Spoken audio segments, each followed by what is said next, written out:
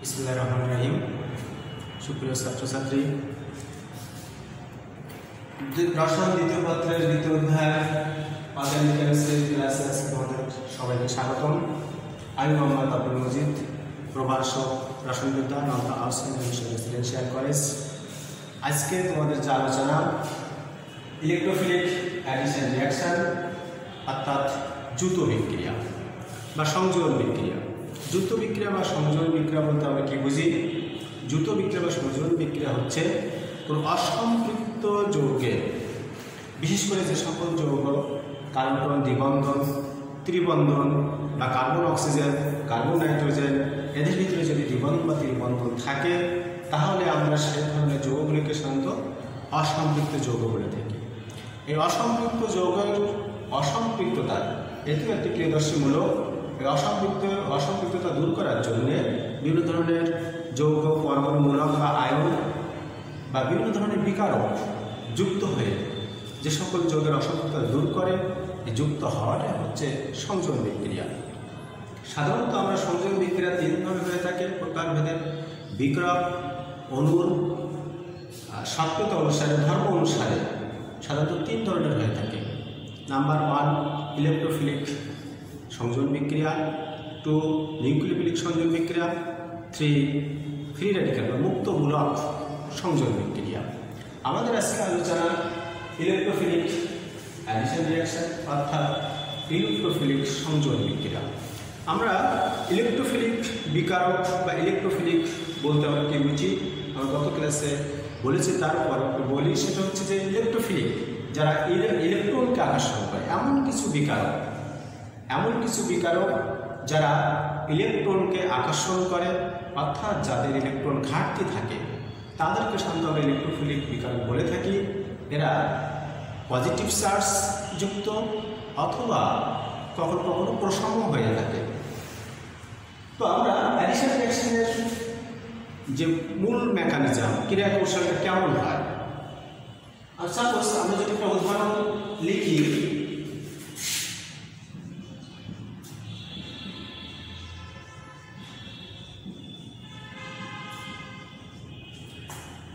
এখানে একটি বিক্রিয়ক প্রোপিন বা 1 প্রোপিন, এর সঙ্গে বিকারক হলো হচ্ছে HBr। যদি আমরা যুক্ত করতে চাই তো HBr বিকারক অণুটি সাধারণত যখন কোনো কার্বন দ্বিবন্ধন, ত্রিবন্ধন বা কার্বন অক্সিজেন দ্বিবন্ধন, কার্বন নাইট্রোজেন ত্রিবন্ধন এরকম থাকে, এদের মধ্যে প্রথম যে বন্ধনটি হয় সেটা হচ্ছে সিগমা বন্ধন। আর তারপরে যদি দ্বিবন্ধন থাকে তাহলে একটি সিগমা একটি পাই, যদি 3টা বন্ধন থাকে একটি সিগমা 2টি পাই। তো এখানে আমরা দেখছি যে 2টা বন্ধন আছে, এই 2টা বন্ধনের ভিতরে একটা সিগমা একটা পাই বন্ধন আমরা জানি সাধারণত দুর্বল, এবং প্রতিটি বন্ধনে 2টি করে ইলেকট্রন থাকে। এই পাই বন্ধনের ইলেকট্রনের প্রভাবে বিকারক অণুটি সামান্য পরিমাণ পজিটিভ এবং নেগেটিভ চার্জে বিভক্ত হয়ে পড়ে। তো পাই বন্ধনের ইলেকট্রনের প্রভাবে যখন বিকারক অণুটি পজিটিভ এবং নেগেটিভ চার্জে বিভক্ত হয়ে পড়ে, ফলে কি হয়, বিকারক অণুর পজিটিভ চার্জটি তখন ইলেকট্রোফিলিক হিসেবে আচরণ করে। ইলেকট্রোফিলিক আমরা আগে বলেছি, ইলেকট্রোফিলিক হচ্ছে এমন কিছু যৌগ অণু পরমাণু যাদের ইলেকট্রন ঘাটতি থাকে। তো যেহেতু এখানে H পজিটিভ চার্জ, এটা এখন ইলেকট্রোফিলিক বিকারকে রূপান্তরিত হলো। এই ইলেকট্রোফিলিক বিকারক যখন এই কার্বন পরমাণুর পাশে আসে তখন এই ইলেকট্রনের আকর্ষণের ফলে এই কার্বন পরমাণুর সঙ্গে হাইড্রোজেনটি কি হয়, যুক্ত হয়। ফলশ্রুতিতে যেটা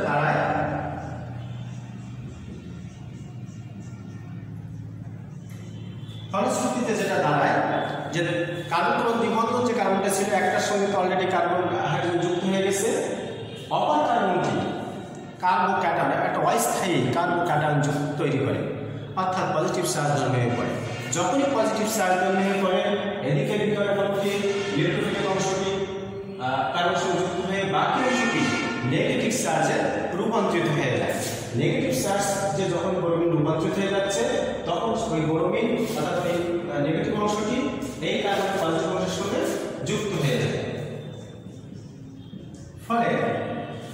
একটি প্রোডাক্ট তৈরি হয়, একটি উৎপাদ তৈরি হয় যেটিতে কোনো অসম্পৃক্ততা থাকে না। এটি মূলত অ্যাডিশন রিঅ্যাকশন।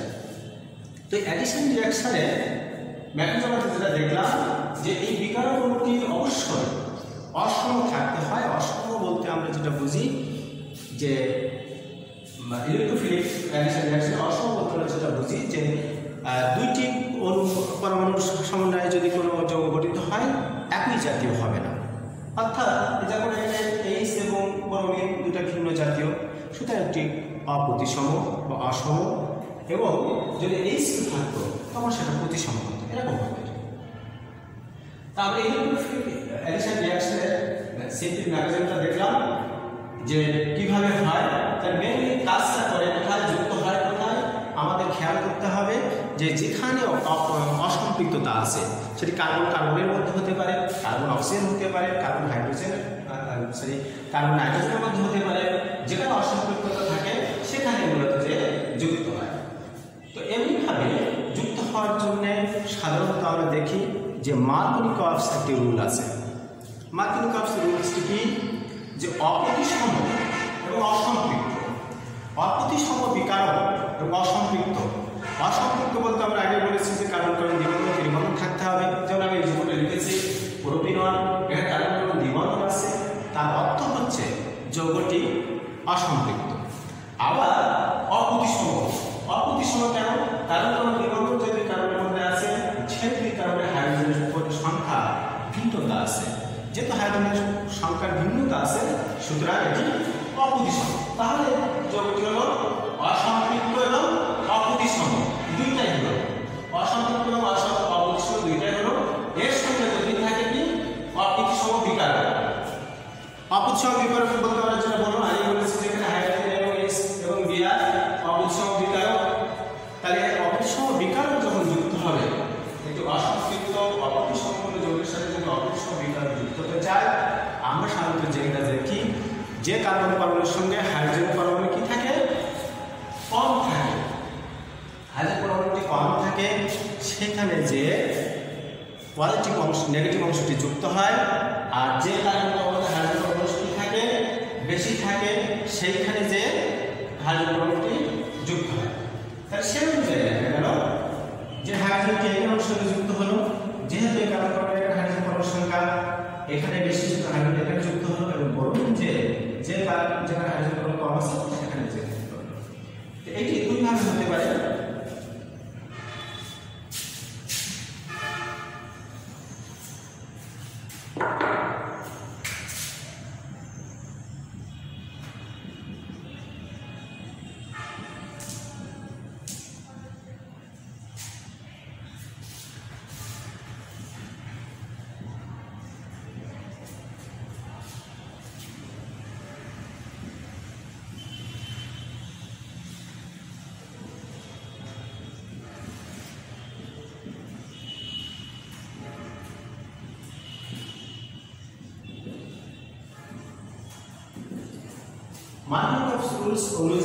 মার্কোনিকভস রুলস অনুযায়ী এটাই হবে 90%, 90% এবং 10%। কারণ হচ্ছে কার্বন পরমাণু যেটা হাইড্রোজেন কম থাকে সেখানে ঋণাত্মক অংশটি যুক্ত হয়, এবং হাইড্রোজেন পরমাণু যেখানে বেশি থাকে সেখানে যে হাইড্রোজেনটি যুক্ত হয়।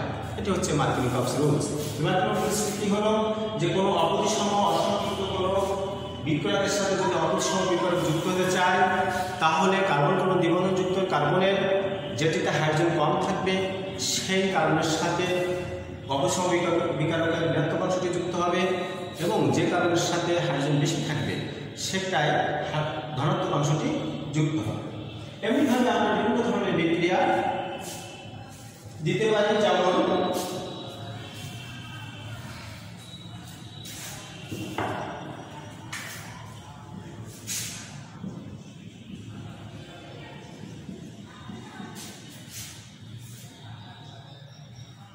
যদি এই ক্ষেত্রে আমরা পটাশিয়াম আয়োডাইড অথবা আয়ন যদি যুক্ত করতে চাই, অথবা এইচ যদি যুক্ত করতে চাই, যেটাই করি না একই হবে। CH3 বন্ধন CH3।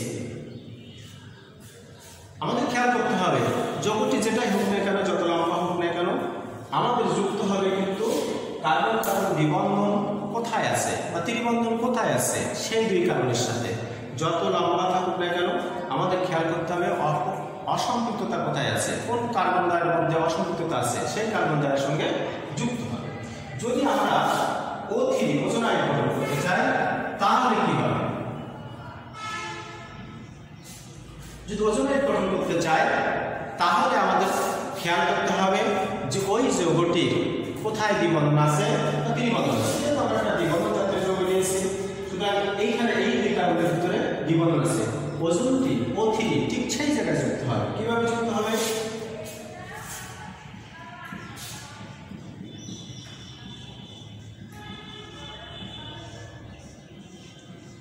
এটি ওজোন আয়ন গঠন হয়ে গেল।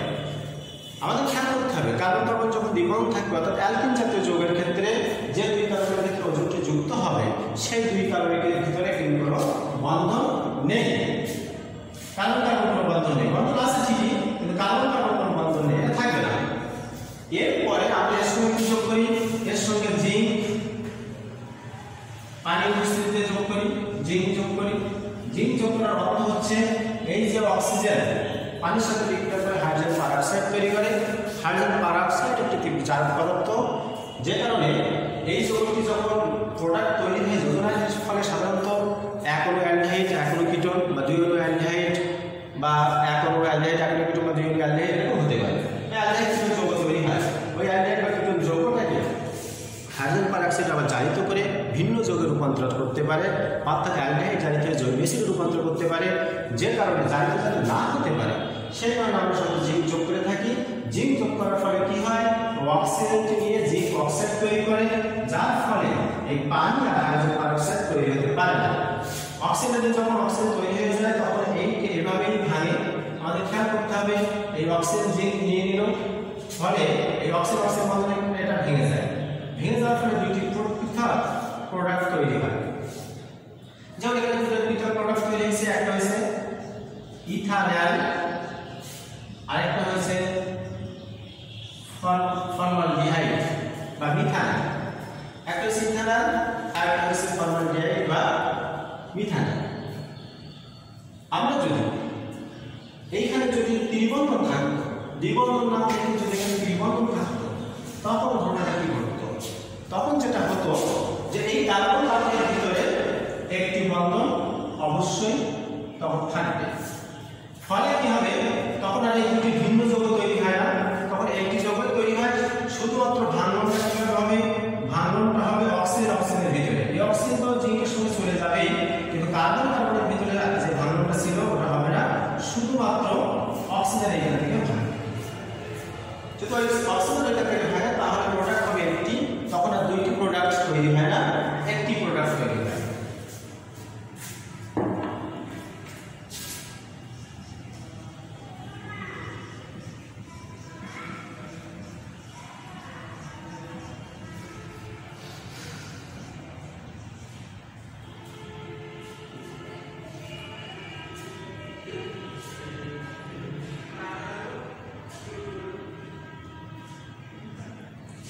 এরকম যৌগ তৈরি হয়।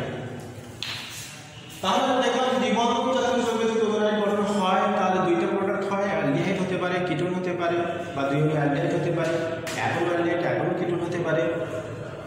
কিন্তু যদি ত্রিবন্ধন জাতীয় যৌগের ক্ষেত্রে ওজোন আয়ন গঠন হয় তাহলে একটি মাত্র প্রোডাক্ট তৈরি হয়। আমরা যদি বেনজিনের ক্ষেত্রে ওজোন আয়ন গঠনটা দেখি কেমন হয়?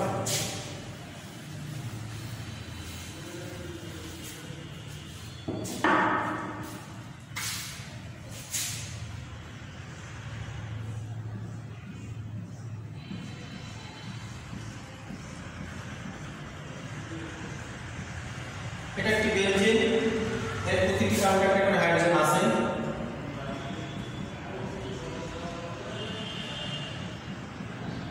এর সঙ্গে আমরা O3 যোগ করলাম। কিভাবে যোগ করব? আমাদের খেয়াল করতে হবে কার্বন এবং দ্বিবন্ধন কোথায় কোথায় আছে। যেমন এই কার্বন এবং এই কার্বনের ভিতরে দ্বিবন্ধন আছে, আবার এই কার্বন এই কার্বনের ভিতরে আছে, এই কার্বন এই কার্বনের ভিতরে আছে। সুতরাং সেইখানে আমাদের O3 যে যুক্ত হবে। যুক্ত করার জন্য কৌশল নির্ধারণের জন্য আমরা যে কাজটা করে থাকি,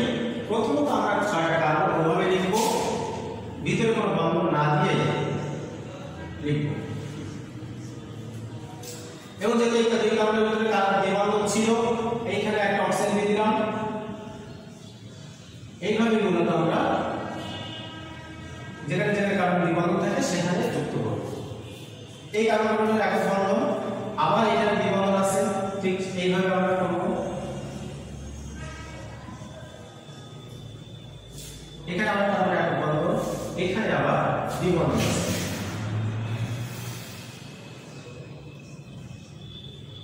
এখানে আরেকটা প্রতিটি কার্বনে হাইড্রোজেন আছে। এখানে ঠিক তাই, এই যে মাঝখানে যে অক্সিজেনগুলো থাকে এইগুলো জিঙ্কের সাথে যুক্ত হবে। এখানে আমরা জিঙ্ক যোগ করলাম এবং H2O, তাহলে জিঙ্ক অক্সাইড হলো। আর কি প্রোডাক্ট হবে, এইভাবে ভাঙবে, এই যে আমরা অক্সিজেন যেভাবে ভাঙে এইভাবে ভাঙবে যত অক্সিজেন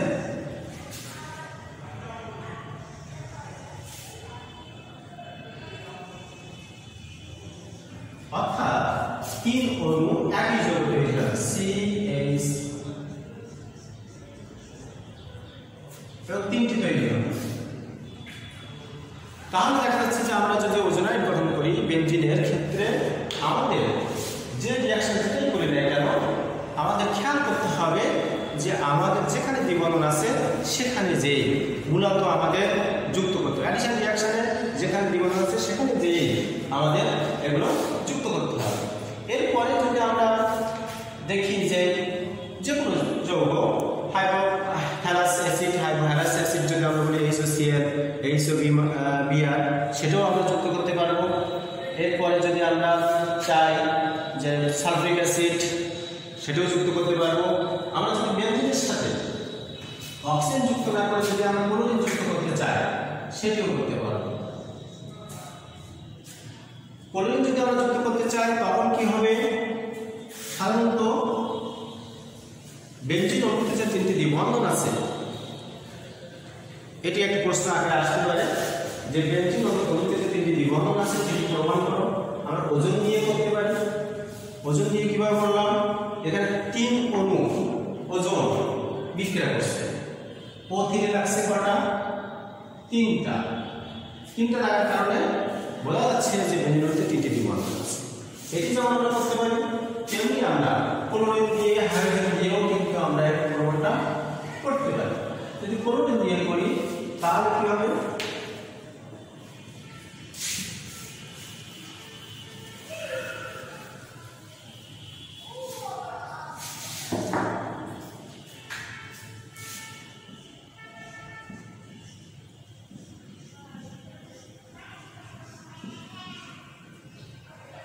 প্রতিটি অণুতে একটা করে হাইড্রোজেন ছিল আর একটা করে ক্লোরিন যুক্ত হয়।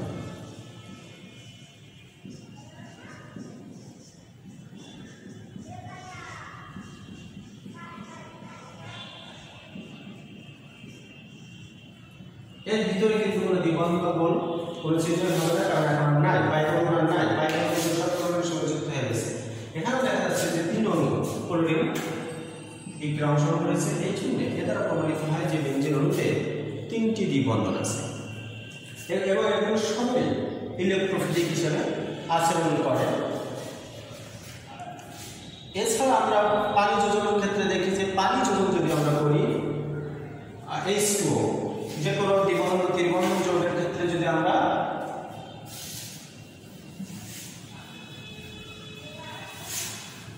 কোন তীব্র জারক পদার্থের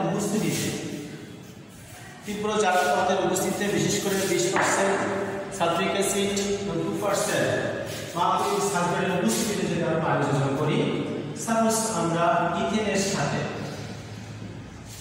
H2O যোগ করব, তো এইখানে যে জিনিসটা হয় যে 20% সালফিক অ্যাসিড, 2% মার্কুরিক সালফেট, এই পরিবেশটি যদি থাকে তাহলে বুঝতে হবে যে জার্মান অক্সিজেন দ্বারা সরবরাহ করবে এবং এই যে পানি এবং জার্মান অক্সিজেন মিলে 2টা OH তৈরি করবে, 2 OH।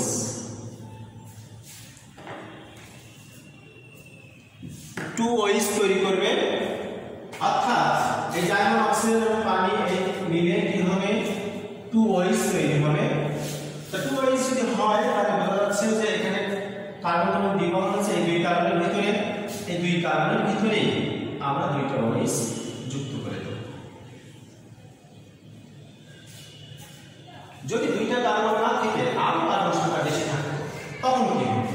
যদি সাপোজ এরকম হয়,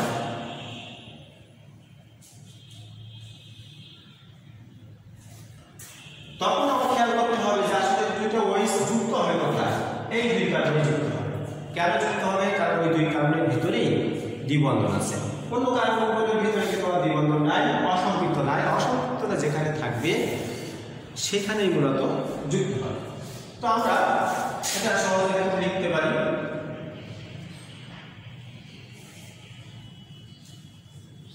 সহজে আমার প্রোডাক্ট তৈরি হয়ে যাবে।